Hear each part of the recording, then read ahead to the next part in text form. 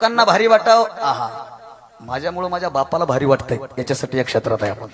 आणि तुम्हा सगळ्यांना सांगणे पोरो सगळ्यांना या तरुण पोरांना जगाला काय वाटतंय त्याचा विचार सोडा. आपल्या बापाला आपल्यामुळे भारी वाटतंय ना त्याच्यासाठी जगायला सुरुवात करा. दुसरं काही लागेल.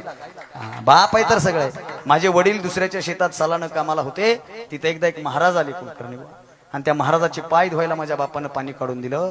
माझा बाप मला घरी येऊन म्हणतो बाळा तुला काय व्हायचंय. मी म्हणून मला इंजिनियर व्हायचं. मी पॉलिटेक्निक साईड तिकडे जाणार होतो.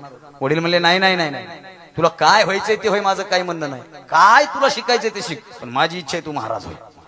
आणि माझ्या खानदानातला मी पहिला महाराज आहे. बाप म्हणला त्या दिवशी आपली परंपरा सुरू झाली.